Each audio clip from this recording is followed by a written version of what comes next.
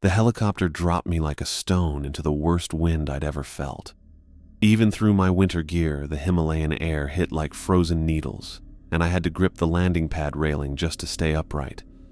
The pilot barely waited for me to grab my duffel before spinning up and getting the hell out of there. "Specialist Barker?" A woman jogged toward me, hunched against the wind. African American, maybe early 30s, wearing a blue flannel that looked way too casual for this frozen nightmare. "I'm Pam Haynes, Communications. Welcome to the ass end of nowhere." She had to shout over the rotor wash, but I caught something in her voice that didn't match her smile. Like when my mom used to ask how school was after she'd already talked to the principal. "This way," Pam said, leading me toward a cluster of prefab buildings that looked like they'd been dropped here by accident. "Your briefing packet was pretty thin, right? Just coordinates and a reporting time." I shouldered my bag, already missing the warm transport truck that had brought me to the helicopter. "Standard assignment," they said. "Right, standard." She glanced back at me and I caught her studying my face like she was memorizing it. "Well, it's not complicated. You're here to guard something. One thing. A box. A box." I'd been pulled from my signals intelligence training to babysit a box in the middle of the Himalayas. Perfect. The storage facility was the largest building, concrete blocks with a heavy steel door that looked like it belonged on a bank vault. Pam stopped outside and pulled a laminated card from her pocket. Her hands were shaking, but I figured it was just the cold. "These are your rules," she said, pressing the card into my palm. 5 of them, simple, specific, and absolutely non-negotiable. I looked down at the card. Clean typed text, but I could feel the weight in how she'd said it. Not guidelines, not suggestions, rules. "Pam." A gravelly voice made us both turn. The guy walking toward us looked like he'd been carved out of old leather, maybe 5'8", stocky, with gray threading through his black hair, the kind of weathered you only get from serious field time. "Bentley, this is Sergeant Grayson Vargas. He'll show you the setup." Grayson's handshake could have crushed walnuts, but his eyes stayed locked on the storage facility door behind me, like he was checking to make sure it was still closed. 8 months I've been here," he said without preamble. "Longest assignment of my career. You know why?" I didn't, but something told me I was about to find out. "Because I follow the rules." His voice had the kind of intensity that comes from saying something 100 times before. Every single one. Every single day. You understand? "Sure, Sergeant. Rules are not rules." His grip tightened on my shoulder. "Survival instructions." The way he said it made my mouth go dry. I'd been through combat training, survival school, all the standard prep for deployment in hostile territory. But none of my instructors had ever looked at me like Grayson was looking at me now. Like they were already planning my funeral. "Let's see it," I said. Grayson nodded and punched a code into the door lock. The storage facility was basically a concrete room with fluorescent lights and a single metal table in the center. On the table sat the most disappointing thing I'd ever been assigned to guard. A wooden box, maybe 2 feet square, dark wood with simple brass fittings. No locks, no warning labels, nothing that screamed classified military asset. It looked like something you'd buy at a thrift store to hold old photos. "That's it?" I asked. "That's it." Grayson's voice was flat. The whisper. "What's in it?" "Doesn't matter." His eyes never left the box. What matters is that it stays closed. What matters is that you follow the rules. What matters is that you never, ever think you know better than the people who wrote those rules. The way he stared at the thing made my skin crawl, like he was watching a wild animal that might move when he wasn't looking. "How long have you been staring at it like that?" I asked. For the first time since we'd met, Grayson looked directly at me. His pupils were wider than they should have been in the bright fluorescence. "Long enough," he said. We left the facility, and Grayson locked the door behind us with movements that looked like muscle memory. 3 numbers, turn the handle, check it twice. A ritual. "Riley," Pam called toward the smallest building. "Come meet the new guy." Riley Bird turned out to be the most normal person I'd met since arriving. Native American, maybe late 20s, with an easy smile and the kind of handshake that meant it. Supply officer, according to his insignia. "Welcome to Scenic Nowhere," he said, grabbing my duffel. "I'll show you to your palatial accommodations." My quarters were about what I'd expected. A metal cot, a footlocker, and a space heater that sounded like it was dying. But Riley made conversation while I unpacked, the kind of small talk that almost made me forget where I was. "Previous guard left pretty suddenly," he mentioned, hanging up my spare uniforms. "Only been here 3 weeks. Transfer orders came through fast?" Riley's hands paused on a shirt hanger. Something like that. The pause stretched too long. I'd done enough interrogations to recognize when someone was editing their answer. "What happened to him?" "Nothing happened." Riley's voice got carefully neutral. Just, assignment ended. Time to rotate out. After 3 weeks? Sometimes that's how it goes. He finished with my uniforms and headed for the door. "You should rest up before your first shift. Starts at midnight." He was almost out when I called after him. "Hey, Riley." "Yeah?" "How many guards have rotated out since you've been here?" Riley's expression went completely blank for a second. Then that easy smile came back, but it didn't reach his eyes anymore. "I don't really keep track," he said, and shut the door behind him. I sat on my cot and pulled out the laminated card Pam had given me. 5 rules, just like she'd said. Clean text. But reading them made my stomach twist in ways I couldn't explain. After dinner, canned soup heated on a camp stove, Pam called me to the communications room. Banks of radio equipment lined the walls, all of it looking more sophisticated than standard field gear. She sat me down at a desk covered in transmission logs and protocol sheets. "Command checks in every 48 hours, she said, pointing to a schedule taped to the wall. "Always the same frequency, always the same authentication codes. If anyone tries to contact you outside that schedule, you don't respond. What if it's an emergency? Then you follow the rules." She glanced toward the storage facility through the window. "The rules cover everything, Bentley. Everything that can happen here." "How long have you been stationed here?" 6 months. Her fingers drummed against the desk. "Longer than most communications officers." "Most?" "We have a high turnover rate." She stood up and started adjusting radio dials that didn't need adjusting. "People request transfers, get reassigned. You know how it is." But I didn't know how it was. Communications officers usually loved remote postings. Easy duty, good for career advancement, clear chain of command. What kind of assignment made people request transfers from a job this simple? "Pam?" "Yeah?" "What exactly is the whisper?" Her hands went still on the radio controls. "It's classified above my pay grade. But you know it's dangerous." "I know the rules exist for a reason." She turned to face me, and I saw something in her expression that looked almost like pity. "And I know that the people who follow them tend to live longer." Before I could ask what she meant by that, Grayson appeared in the doorway. He'd been completely silent approaching, and Pam jumped when she saw him. "Time for orientation," he said.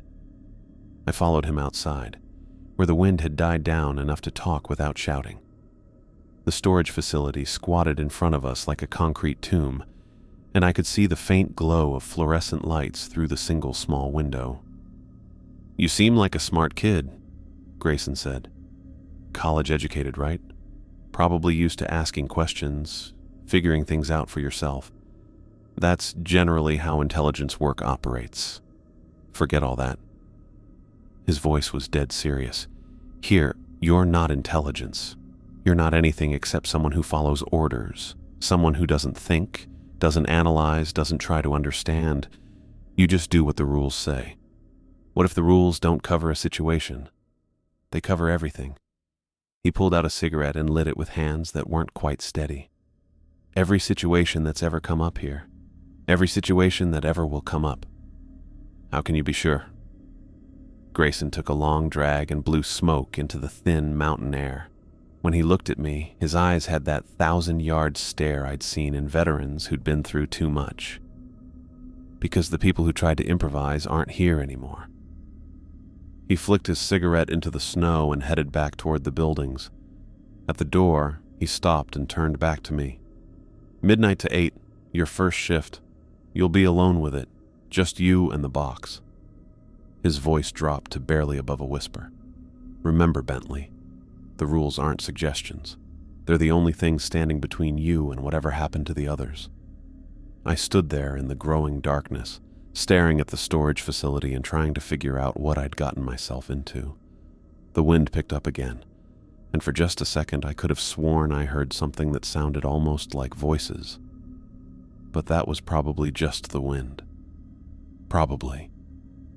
I'd been staring at the damn box for 3 hours when I heard my name, not from inside the storage facility. From outside, somewhere in the darkness beyond the windows. A voice I recognized even through the concrete walls and howling wind. "Bentley, help me!" My blood turned to ice water. I knew that voice. Danny's voice calling for me just like he had that night on Route 9 when his car went off the road. When I was supposed to be driving him home but had stayed late at the library instead. "Bentley, please, I'm hurt."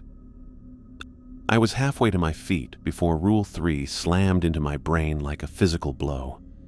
If you hear voices calling from anywhere except inside the box, do not investigate. Lock yourself in the adjacent supply room until dawn. My hand shook as I fumbled for the supply room key. The voice kept calling, getting more desperate. I can't find my way back. There's so much blood. The same words Danny had said when I finally reached his car. The same pleading tone that had haunted my dreams for 6 years. My brother's voice, impossible as that was, begging for help I'd failed to give him before. I got the supply room door open and threw myself inside, slamming it shut and turning the deadbolt. The room was tiny. Shelves of canned goods and cleaning supplies, a single bare bulb hanging from the ceiling. I pressed my back against the door and tried to steady my breathing. "Bentley!" The voice was right outside now, so close I could almost feel Danny standing there. "Why won't you help me? You left me before." I squeezed my eyes shut and reached into my pocket, fingers finding the worn metal of Danny's dog tags. The real ones, from his army recruitment packet that had arrived 2 days after the funeral. Not some voice in the Himalayan wind. The calling continued for what felt like hours, sometimes desperate, sometimes angry, sometimes just my name repeated over and over like a broken record. I stayed in that supply room with my knees pulled to my chest, clutching my brother's tags and forcing myself to breathe. When the first gray light started filtering through the storage facility windows, the voice finally stopped. I waited another 20 minutes before I unlocked the supply room door. The storage facility was exactly as I'd left it. Fluorescent lights humming, metal table in the center, wooden box sitting undisturbed. But my hands wouldn't stop shaking. The communications room was already lit when I stumbled toward the other buildings. Pam sat hunched over her radio equipment, still wearing yesterday's blue flannel. Dark circles ringed her eyes like she hadn't slept at all. "Morning," I said, trying to keep my voice steady. She looked up sharply, studying my face with that same memorizing intensity from yesterday. "You okay? You look like you've seen a ghost." Rough first shift. I slumped into the chair across from her desk. Heard some things outside, voices calling my name. The color drained from Pam's face so fast I thought she might pass out. Her fingers went still on the radio dials. What kind of voices? Sounded like... I couldn't say it. Couldn't admit that I'd heard my dead brother calling for help. Someone I used to know, claiming to be hurt, asking for help. But you didn't investigate. It wasn't a question. Rule 3 was pretty clear about that. Relief flooded her expression. Good. You did the right thing. Before I could ask what she meant, heavy footsteps announced Grayson's arrival. He looked like he'd aged 10 years overnight, deeper lines around his eyes, hands trembling slightly as he poured coffee from a thermos. Kid followed the rules, Pam told him. Grayson nodded grimly. Course he did. That's why he's still here. What do you mean? The voices. Grayson's coffee cup rattled against the table as he set it down. They know things. Personal things. Things they shouldn't know. How is that possible? Doesn't matter how. His eyes had that 1,000-yard stare again. What matters is that you didn't go looking. Previous guards who tried to help those voices. He shook his head. Let's just say they never came back the same. Riley appeared in the doorway, carrying a tray of instant oatmeal packets and canned fruit. His usual easy smile was in place, but something was off. He kept glancing toward the storage facility, like he was checking to make sure it was still there. Morning, everyone. How'd the new guy's first shift go? Fine, I said quickly. Riley set the tray down, but his movements seemed mechanical. That's good, real good. Some of the previous guards, they had trouble with night shifts, started hearing things that weren't there, made them want to investigate. The way he said investigate made my skin crawl. What happened to them? Riley's smile flickered for just a second. Nothing happened, just got reassigned. Standard rotation. But Grayson snorted. Standard rotation, right. An uncomfortable silence stretched between them. Pam busied herself with her radio equipment, adjusting frequencies that didn't need adjusting. Riley distributed breakfast with movements that were just a little too precise, like he was concentrating hard on each simple task. The routine check-in from command came at 0800 sharp. I listened as Pam ran through standard communications protocols, authentication codes, status reports, everything by the book. Any incidents to report? The voice on the radio was crisp, professional. Pam didn't hesitate. Negative, quiet night, all personnel accounted for. I stared at her. She'd just lied directly to command about what I'd experienced. When the transmission ended, I followed her outside. Why didn't you tell them about the voices? Because they can't know. She lit a cigarette with hands that shook worse than Grayson's. Command hears about incidents like that. They send investigators, specialists who think they can analyze the situation, figure out what's really happening. And that's bad because specialists don't follow the rules. She took a long drag. They ask questions, run tests, try to understand instead of just containing. And when they break the rules, people die. How many investigators have been sent here? 3 teams in the past 2 years. Her voice went flat. None of them made it past their first week. The wind picked up, carrying the smell of snow and something else I couldn't identify. Something that reminded me of hospitals and old basements. Bentley? Pam's voice was quiet. The voices you heard last night. Did they sound like someone specific? I thought about lying, but she'd been honest with me about the investigators. My brother. He died 6 years ago. She nodded like this wasn't surprising at all. It always starts with someone you lost, someone you feel guilty about. How do you know that? Because it's happened to every guard who's been stationed here. She flicked her cigarette into the snow. The voices know exactly how to get to you, but as long as you follow the rules, they can't do anything except talk. That evening, I watched from my quarters window as Grayson prepared for his shift. He paced around the storage facility like he was patrolling a perimeter, but his movements were erratic. Every few minutes he'd stop and stare through the window at the box, his hands clenched into fists at his sides. Once I saw him approach the facility door and reach for the handle. He stood there frozen for nearly a minute before jerking his hand back and resuming his pacing. Whatever was in that box, it wasn't just calling to me anymore. I was 3 hours into my shift when I found Riley standing in front of the box. He wasn't supposed to be there. Nobody was supposed to be in the storage facility except whoever was on guard duty, and Riley definitely wasn't scheduled for midnight watch. But there he was, standing perfectly still with his hand stretched toward the brass latch. "Riley?" I called from the doorway. "What are you doing?" He didn't answer, didn't even turn around. His fingers hovered maybe an inch from the latch, trembling slightly like he was fighting against some invisible force pulling his hand forward. "Riley, step away from the box." Still nothing. I moved closer and saw that his whole body was rigid, every muscle locked in place. His breathing was so shallow I could barely see his chest moving. "Hey!" I grabbed his shoulder and spun him around. The thing that turned to face me wasn't Riley anymore. His eyes were completely vacant, staring through me like I wasn't there. His mouth hung open, a thin line of drool trailing down his chin. But it was his skin that made my stomach drop, pale and waxy, like he'd been dead for hours. "Riley, can you hear me?" His head tilted to one side with a jerky, mechanical movement. Then his mouth stretched into a smile that was all wrong, too wide and showing too many teeth. "The box wants to be opened," he said in a voice that sounded like static. "It's been calling for so long. No. Back away from it. Now." Instead, he lunged at me.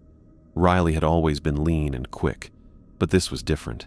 He moved like a broken puppet, all sharp angles and violent jerks. His fingers went straight for my eyes, nails grown long and dirty, and I barely got my hands up in time to block him. We crashed into the metal table, sending it screeching across the concrete floor. The box slid but didn't fall, and I caught a glimpse of Riley's face as we grappled. His pupils were gone, just solid white where his eyes should have been. "The voices," he hissed, trying to claw through my guard. "They're coming home. They want us to let them out." I managed to shove him back, but he came at me again immediately. This time I was ready and grabbed a wrench from the supply shelf, swinging it hard at his head. The crack was louder than I expected. Riley dropped like his strings had been cut, blood already pooling under his skull. His eyes, what I could see of them, slowly rolled back to normal, brown and confused, and very, very dead.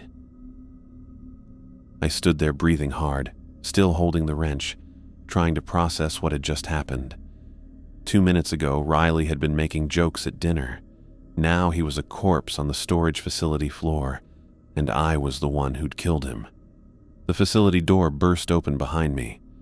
What happened?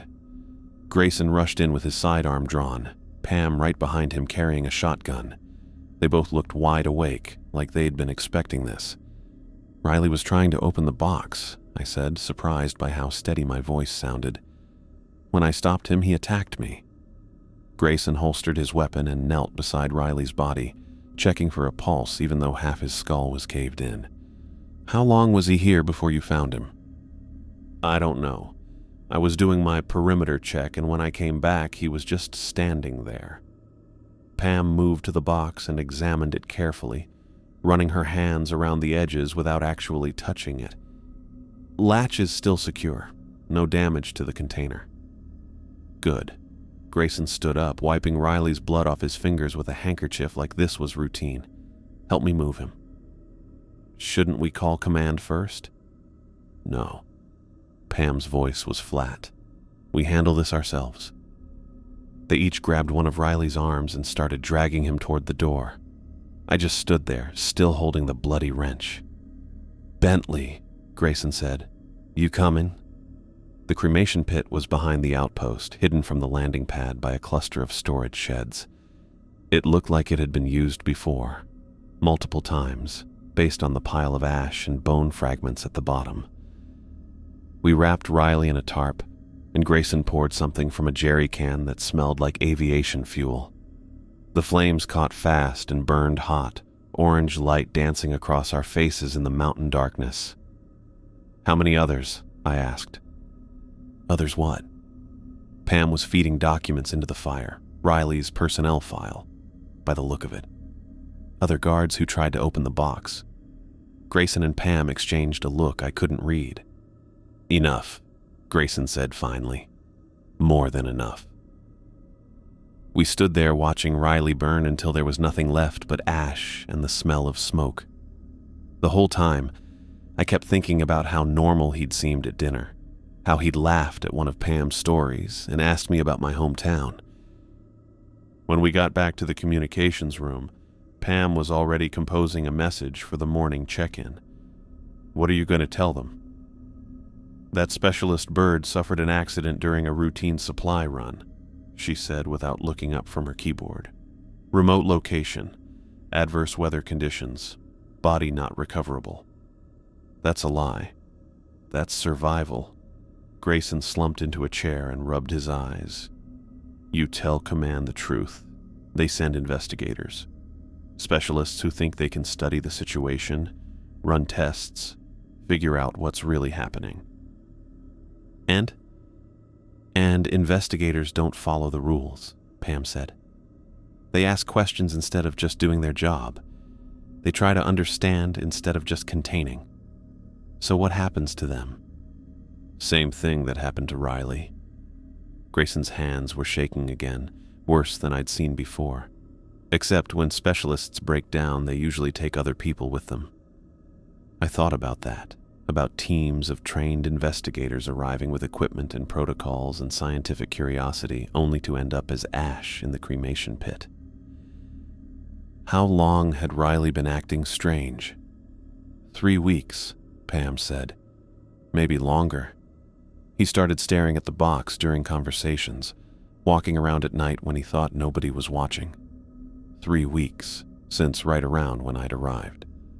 The voices, I said. He mentioned voices. They start with voices, Grayson confirmed. Personal ones like what you heard your first night. But eventually they change, get stronger, start giving orders instead of just calling. Orders to do what? Open the box. He stood up and walked to the window facing the storage facility. That's what they want, what they've always wanted. And if you listen long enough, eventually you stop being able to say no. I looked between him and Pam, both of them staring at the concrete building like it might explode at any moment. How long do we have? Before what? Before the voices start giving me orders, too. Grayson turned from the window, and for the first time since I'd met him, he looked genuinely afraid. I don't know, he said. I wish I did. I woke up to the sound of boots crunching through snow outside my quarters. Heavy, measured steps.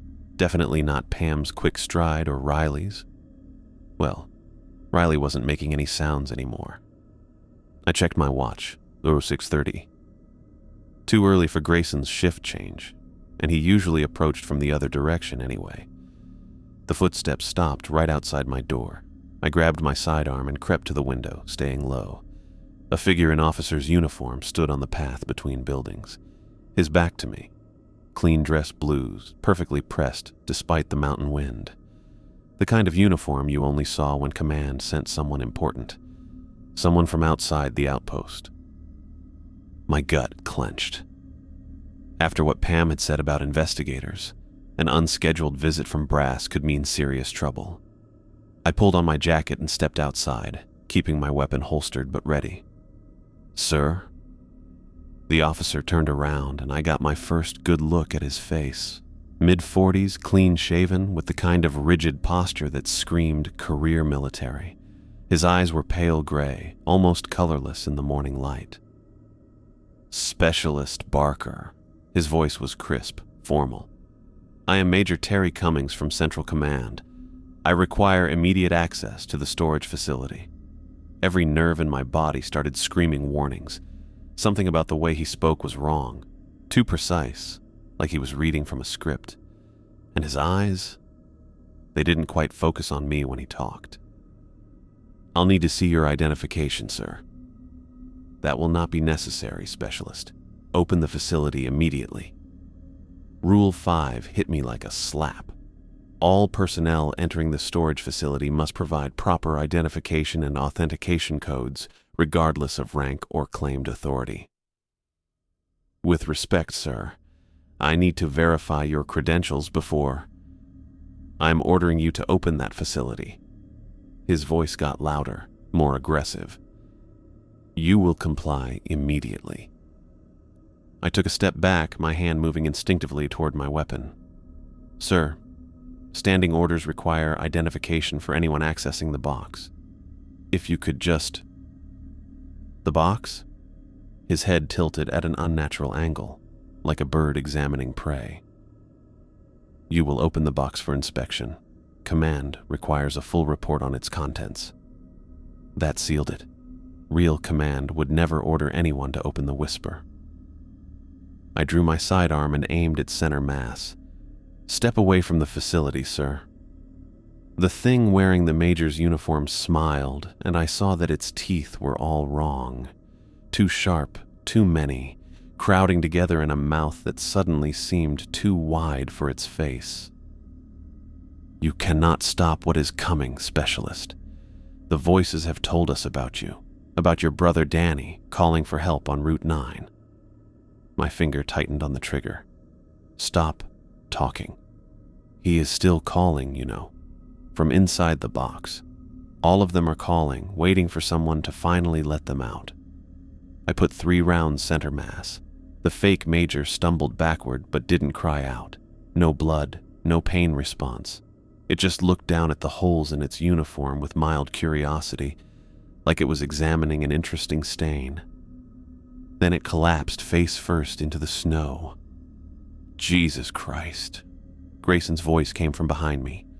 I spun around to find him standing in the doorway of the communications building, fully dressed and armed. Another one. Another what? Imposter. He walked over and nudged the body with his boot. 4th time this year. They're getting better at looking human, though. I kept my weapon trained on the corpse while Grayson knelt down and pulled off its helmet. What I saw underneath made my stomach lurch. The face was a mess of deep gouges and exposed tissue, like something had clawed away chunks of flesh. Where the eyes should have been were just empty sockets, dark and crawling with insects I couldn't identify. How long has it been standing out here? Don't know. Grayson's hands shook as he replaced the helmet. Could have been hours. They don't feel cold. Where do they come from? Same place as the voices. He stood up, wiping his hands on his jacket. Just another way the Whisper tries to get someone to break the rules. Pam's voice crackled through Grayson's radio. Status report. Heard gunfire. False officer, Grayson responded. Bentley handled it by the book. Copy. Confirming no personnel dispatched from command. Real Major Cummings is currently stationed in Delhi. Roger that. We dragged the body to the cremation pit behind the outpost. The thing was heavier than it should have been, and its limbs bent at angles that made me think about broken marionettes. When we dumped it into the pit, I caught a glimpse of its hands, fingers stretched too long, nails grown into black claws. Grayson poured fuel from the same jerry can we'd used for Riley and tossed in a match. The imposter burned with an oily black smoke that smelled like rotting meat and electrical fires. How do you tell the difference? I asked, watching the flames consume what was left of the fake uniform. Between a real officer and... that. Experience. Grayson's left eye twitched, a nervous tick I hadn't noticed before. Real people have tells. They breathe different, move different. This thing walked like it was remembering how to use legs. But if I hadn't followed Rule 5, then you'd be dead right now. He touched his eye absently, like he was checking to make sure it was still there. Or worse, the imposters aren't here to kill you quickly. The fire burned hot and fast, reducing the fake Major to ash and bone fragments in less than an hour. We stood watching until nothing remained but smoke dissipating in the mountain wind. That evening, I found Grayson sitting alone in the communications room while Pam ran diagnostics on the radio equipment. He was staring at the wall, his hands folded in his lap to hide their trembling. "How long have you really been here?" I asked. "Told you, 8 months. Longer than anyone else?" His laugh was hollow. "By a lot. Previous record holder lasted 6 weeks before he tried to open the box with a crowbar." "What happened to him?" "Same thing that happened to Riley." Grayson's eye twitched again, more pronounced this time. "Except he lasted 3 days after the voices started giving him orders." I sat down across from him, noting how his pupils were slightly dilated despite the bright fluorescent lighting. "They don't give orders yet." He pressed the heels of his hands against his eyes.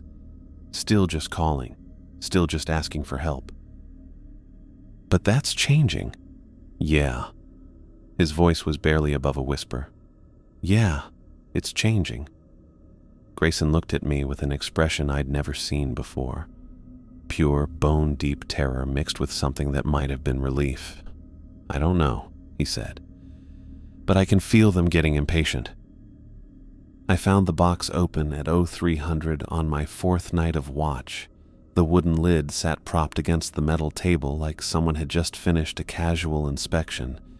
The interior was completely black, not dark, but black, like looking into a hole cut straight through reality. I couldn't see the bottom or sides or anything that might give me a sense of depth. Rule 4 hit me immediately. If the box is ever found open, radio command without looking inside. I backed toward the communications equipment, keeping my eyes fixed on the floor. My hand shook as I fumbled for the radio handset.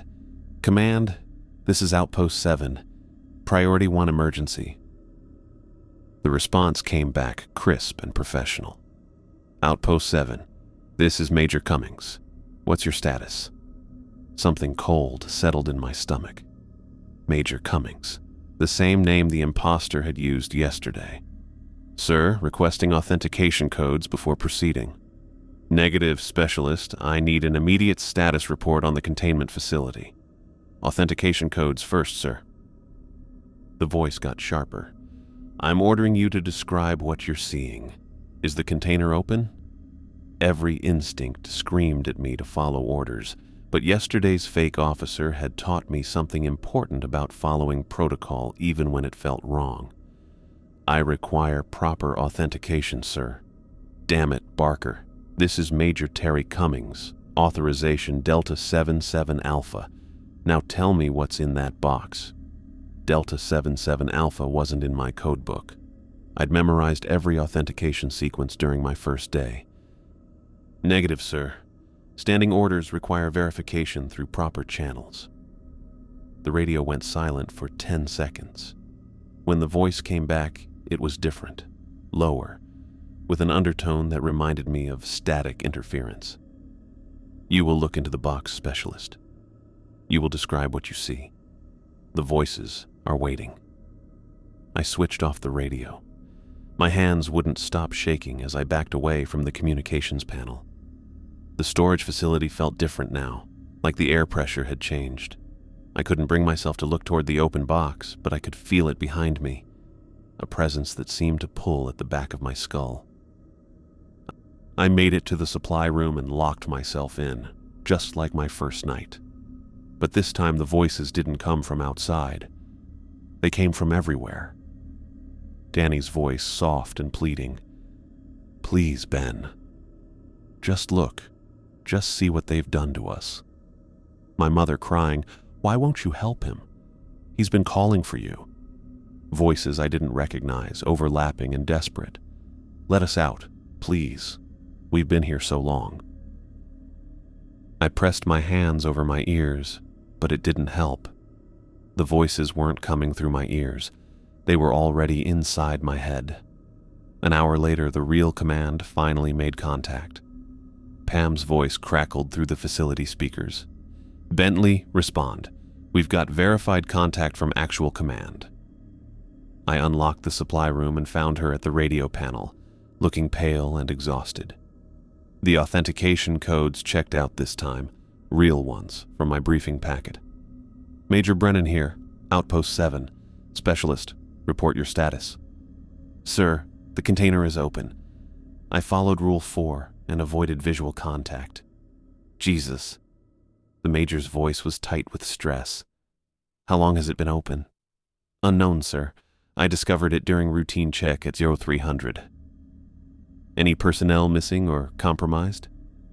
I looked at Pam, who was monitoring Grayson through the security camera feed.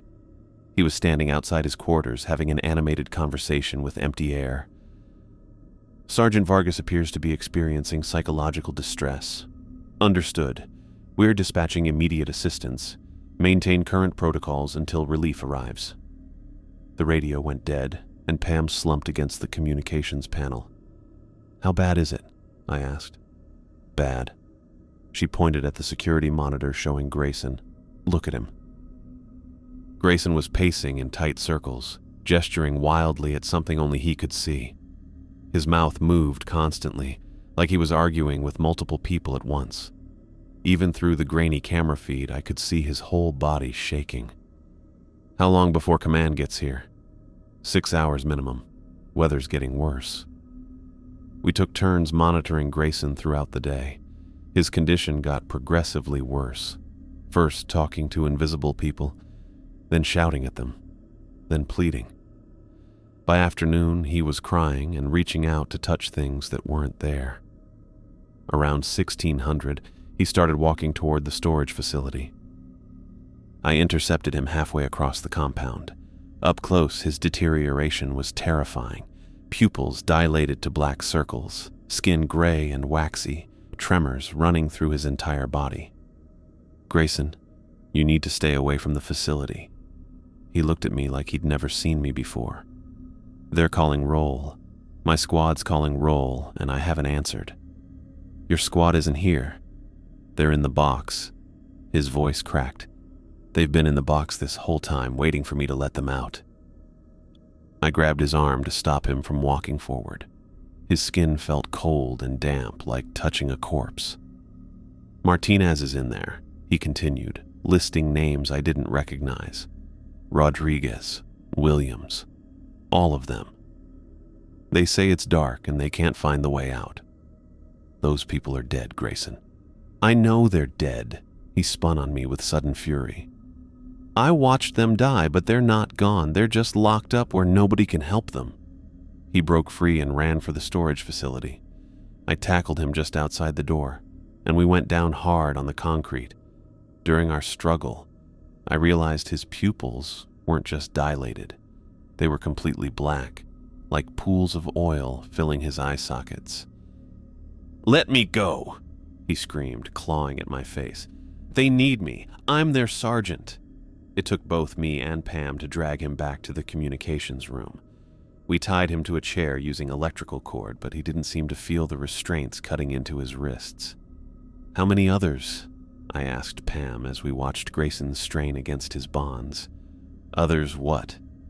Guards who broke down like this. Pam was quiet for a long moment. All of them. Every single long-term assignment ends the same way. How long is long-term?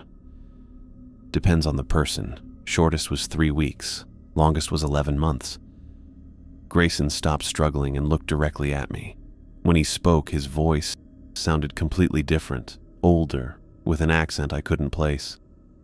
You think you're protecting something, boy? You're feeding it. Every guard who comes here, every person who follows the rules and resists, you're just making it stronger. That's not Grayson talking, Pam whispered. The thing wearing Grayson's face smiled. Grayson's still here. He's watching from inside, helpless, just like all the others. I grabbed a roll of duct tape from the supply cabinet and covered his mouth. The muffled sounds that came through were inhuman, clicks and whistles that no human throat should be able to make. We took shifts watching him through the night. Every few hours his body would go completely rigid, then start convulsing against the restraints. The electrical cord cut deep grooves in his wrists, but he never seemed to feel pain. Dawn came gray and cold, with the sound of rotor blades cutting through the mountain air. I stepped outside as the helicopter touched down on the landing pad. The pilot kept the engines running while a figure in dress uniform climbed out, carrying a briefcase and moving with the confident stride of someone who knew exactly what he was walking into. This time, when he approached, I could tell immediately he was human. Real breathing, natural movement, eyes that actually focused when he looked at me. Specialist Barker. His voice was crisp but not mechanical. Major Terry Cummings, 7th Special Operations. Authentication code Delta 99 Charlie 7. I checked my code book. The sequence matched. Sir, we have a compromised container and 1 personnel requiring immediate medical attention. Understood. He set down his briefcase and pulled out a small device that looked like a radiation detector. Show me the facility. I led him to the storage building, staying well back from the doorway. The box sat exactly as I'd found it. Lid propped open, revealing that impossible darkness inside. Major Cummings held up his device and swept it toward the opening. The thing started clicking rapidly, then emitted a high-pitched whine. Containment is still active, he announced. Whatever's in there isn't getting out. What exactly is in there, sir? He looked at me with tired eyes that had seen too much. Failed experiment from 1953. Military researchers thought they could weaponize human psychic energy. Instead, they created something that feeds on guilt and trauma. The Whisper. Official designation is Project Nightfall. The nickname comes from how it sounds when it's feeding, like voices whispering just below the threshold of hearing. The device in his hand started clicking faster. Sir, should we be standing this close? Brief exposure won't hurt you. It's the long-term assignments that cause problems. He tucked the device away. How long since you discovered it open? 13 hours. And you never looked inside? No, sir. Rule 4. Something that might have been approval crossed his face. Those rules were written in blood, Specialist. Every line represents someone who died learning what not to do. We walked back toward the communications building where Pam was monitoring Grayson through the security cameras. How's our sergeant? Major Cummings asked. Bad, Pam replied without looking up. Complete psychological breakdown. He thinks his dead squad mates are trapped in the box. Textbook progression. The major opened his briefcase and pulled out a thick file folder. Grayson Vargas, 8 months exposure. Previous record was 11 months before similar breakdown. You've been tracking this? Every assignment, every guard, every incident. He flipped through pages of photographs and medical reports. The Outpost exists solely to contain that object. Everything else, including you, is expendable. The casual way he said it hit me like a physical blow. We're test subjects. You're soldiers following orders. The fact that those orders happen to generate useful data about resistance to psychic contamination is secondary. Pam finally turned from her monitors. Sir, Sergeant Vargas is showing signs of extreme agitation. Through the security feed, I could see Grayson straining against his bonds with inhuman strength. The electrical cord was starting to fray. He'll break free soon, Major Cummings observed. They always do, eventually. What happens then? Same thing that always happens. He pulled a sidearm from his holster and checked the magazine. Ready for immediate evacuation. Both of you. I grabbed my duffel bag and the few personal items I'd unpacked. 4 days at this place, and it felt like months. When I came back to the communications room, Grayson's chair was empty and the electrical cord lay in pieces on the floor. Where is he? Pam pointed at the security monitor showing the storage facility. Grayson stood in the doorway, staring at the open box with his black eyes reflecting the fluorescent lights. He's not trying to open it, I realized. It's already open. He's trying to climb inside, Major Cummings said quietly. Through the grainy camera feed, I watched Grayson place one foot on the table's edge. His movements were mechanical, like a marionette being controlled by invisible strings. Major Cummings stepped outside and raised his weapon. The shot echoed off the surrounding peaks, and Grayson crumpled to the storage facility floor. "Sir, he was already gone, Specialist. What you saw in there wasn't Sergeant Grayson anymore." The helicopter lifted off 20 minutes later, leaving the outpost to the wind and snow. I pressed my face to the window and watched the cluster of buildings shrink away below us.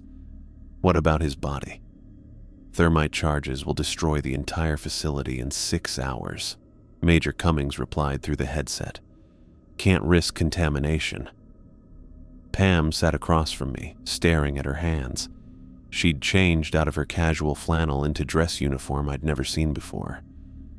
"You're not really a communications officer." "Psychiatric evaluation specialist," she admitted without looking up. "I monitor guards for signs of psychological deterioration and report when they need to be extracted." "How many outposts like this are there?" Major Cummings fielded that one. 17 active containment sites, various objects, various threats. The Whisper is actually one of the more manageable ones." "More manageable?" "You lasted 4 days without major incident. Site 12, they lose guards in hours." I thought about Riley, about Grayson, about all the names in that file folder. "How long do guards usually last?" "Average is 3 weeks. You showed unusual resistance, probably due to your psychological profile and prior trauma management." "My brother. Guilt makes you vulnerable to the Whisper's influence, but it also makes you more likely to follow rules exactly. Your file indicated optimal conditions for extended exposure." The helicopter banked south, carrying us away from the mountains. Below, tiny explosions flashed like camera bulbs as the thermite charges consumed everything we'd left behind. "What happens now?" "You return to regular duty with a standard non-disclosure agreement. This assignment never happened." Major Cummings handed me a manila envelope. "Your next posting is in Germany. Nice, quiet logistics work. And if I talk, you won't." His eyes were completely confident. "Because you understand now what's really out there, and you know we're the only thing standing between those objects and civilian populations." The helicopter flew south through gray skies, carrying us back to a world where people lived normal lives because they never knew about the boxes that had to stay closed, the rules that had to be followed, and the soldiers who died learning what happened when they didn't. I pressed the manila envelope against my chest and tried not to think about how many other remote outposts needed guards who could follow orders without asking questions. Try not to think about whether I'd volunteer again if they asked.